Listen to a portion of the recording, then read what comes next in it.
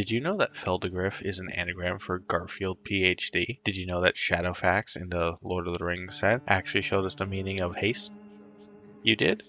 Good. In this series, we're going to be looking at the most obscure information we can learn about Magic the Gathering. The last video did really well, and if you guys like this kind of content, we're going to just continue. With that being said, remember to like, comment, and subscribe. It does help out the channel. Let's begin. Now we're going to talk about some misprinted cards. I was going to add in at Ahiago6579's fact about the Decayed ability from Midnight Hunt being rewritten to avoid a mistranslation in Spanish, where Decayed would be mistranslated into diarrhea, but I was unable to verify it because I don't speak Spanish and Google Translate was less than helpful. Sorry bro, thanks for the suggestion. This next fact comes from Robert Tony 16085, who points out a very strange language printing error. It turns out that the Spanish version of Meloku, the Clouded Mirror, makes two illusion tokens instead of the 1/1 tokens that every other language printing shows. This error was corrected in subsequent printings of the card. Next we have the card Nameless Race, just a bad creature from the dark. It's really only remembered for its striking resemblance to Prince Zuko from Avatar The Last Airbender and being the only creature without a creature type. Yeah, it's just a creature. It even has a ruling explicitly saying it has no creature type because flavorfully, it's a nameless race. Our last fact is going to be the Wyvern cards. Back in 1995, a card game called Wyvern was made. It was just another card game that was trying to catch up on the hype of the late 90s, early 2000s card games like Yu-Gi-Oh!, Pokemon, and of course Magic. Now because game cards use a standardized card, many of them use the same printers to make their card games. As a result of a printing error, some Fallen Empires cards were printed onto Wyvern card game card backs, resulting in the most unintentional crossover ever. Now, technically, these are not Magic cards. They're Wyvern cards with Magic the Gathering fronts. However, after some secret layers that we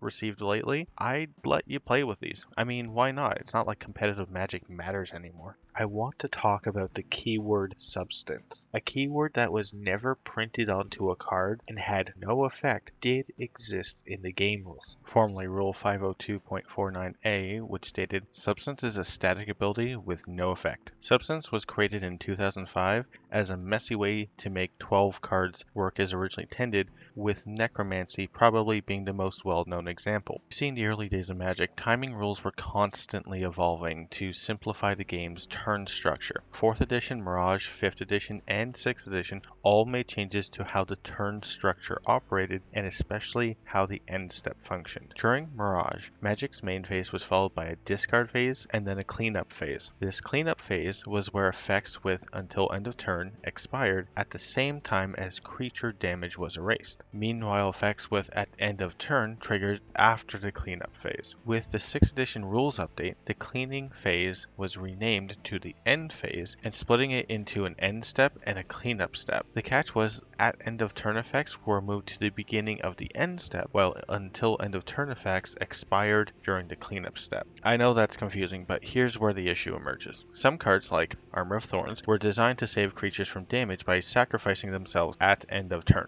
This worked because the damage expired before the aura. However, under 6th edition rules, the armor would be sacrificed before the damage was removed from the creature, hence the substance keyword was born. It added a triggered ability to affected cards and permanents. Essentially, it granted them substance until end of turn, and it triggered an ability when substance was lost, which happened at the beginning of the next cleanup step. This messy rules change allowed cards to function as players expected to, simultaneously with the removal of the damage. Then in the Magic 2010 rules change, the affected permanents were given a delayed trigger that occurred at the beginning of the next cleanup step. While this wording might seem misleading, it had the same net effect as substance, thereby rendering substance useless, and it was removed from the rules back in May of 2009. I find the idea of a keyword that was never printed just to allow old cards to work is really cool. It's much better than just leaving them out there with unclear rulings and just letting players figure it out. Did you know that only 5 cards in all of Magic Magic as a whole reference the stack in any way. There's Caravec's Torch, which is an X and a red sorcery that deals X damage to any target, but it adds a 2 mana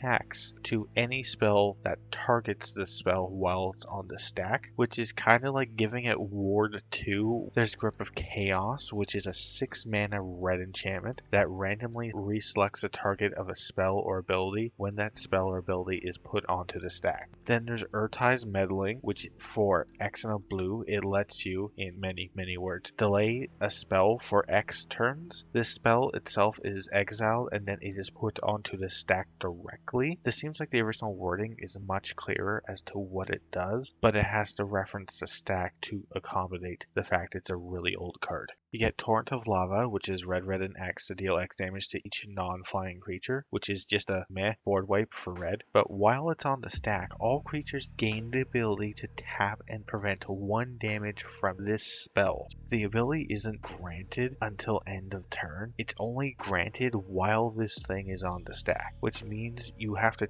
tap your creatures using an effect granted to you by this sorcery to prevent damage from the sorcery. This one is String. Last up is an old win con for modern As Nauseam, which is Lightning Storm. It's a 1 red instant. Lightning Storm deals X damage to any target, where X is 3 plus the number of charge counters on Lightning Storm. We have to put charge counters onto an instant while it's on the stack, but here's the crazy bit. You can discard a land card to put charge counters on this, increasing the amount of damage it deals and reselecting the target. And either player can use this ability. After reviewing the very few cards that interact with the stack, I'm glad WotC doesn't make the stack a major focus of the game. It exists because the game needs rules, but these abilities showcased are very confusing and unintuitive. What do you think about mechanics that specifically care about the stack? Drop a comment below. Now, for some interesting pieces of Oracle text. First, we have Alexander Clamilton. This is an Acorn card. This card's name is Alexander Clamilton. Its name is Alexander Clamilton. There's a million things it hasn't done, including count reminder text and flavor text. Those aren't rules text. This is apparently a reference to the musical Hamilton. I haven't actually seen that myself, but it sounds fun. Here, have a listen.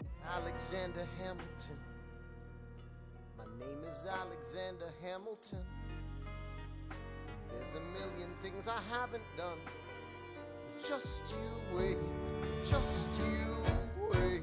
Next up is Rally the Horde. The Oracle text for this one is a bit different than the printed text. The printed text wants you to exile the top 3 cards, and if the third one is not a land card, you repeat the process to make some dudes. The reason it's different is because the Oracle text actually specifies to exile 1 card at a time, most likely to remove any ambiguity of which card was exiled third. I can see that coming up as a potential judge call. A very interesting distinction in the rules. The next card to talk about with some strange Oracle text is Word of Command. Let me walk you through the flow chart that is resolving this thing. You pay black and you cast this at instant speed. You locate your opponent's hand and you choose a card. You then take control of that opponent until this is done resolving, like Mindslaver until the end of the spell is resolved. Then you play the card that you select in your opponent's hand with Word of Command if able. You cast whatever Grizzly Bear or whatever is in their hand. Now, to pay for that spell, you have a bunch of rules. You can only use mana produced by their lands, and you can only use this mana on the spell selected with Word of Command. Now, you can use mana abilities to activate abilities of other lands you control, like the paying one for the Signet lands, and then you play the card you selected with Word of Command. You control the player until that spell is resolved, so you pick the targets. All of this to spend mana to give your opponent's spell flash. Moving on. The last obscure Magic the Gathering fact I found was honestly my new favorite piece of Magic trivia. In the book Gatecrash, The Secretist Part 2, the second Return to Ravnica ebook, we follow Jace as he goes through the Dragon's Maze. He's trying to find the value in a pack of Dragon's Maze, and like everyone else, he's having a really bad time. At one point, he encounters Rorikthar and has to fist fight the ogre to progress, and he wins. That's right, it's magic canon that Jace Beleren fought an ogre and won. It wasn't even because he read Rorikthar's mind or anything like that, because he actually took damage every time he tried. He read the crowd's mind and beat Rorikthar in like a Twitch beats Pokemon sort of way. To quote, Jace focused on the imagery in the minds of the spectators around him. They weren't just radiating raw fury and bloodlust, they were imagining how they would attack Rorikthar if they were in Jace's place. They were a barrage of combat ideas. Jace let the punches and rolls and throws swirl around him, choreographing an attack plan, and he ends up actually beating the ogre. I think that's cool. Alright nerds, that's it for today. What obscure MTG trivia do you know? Leave me a comment and it could appear in the next video. Remember to subscribe if you haven't already, and I will see you guys next time. Thanks, nerds.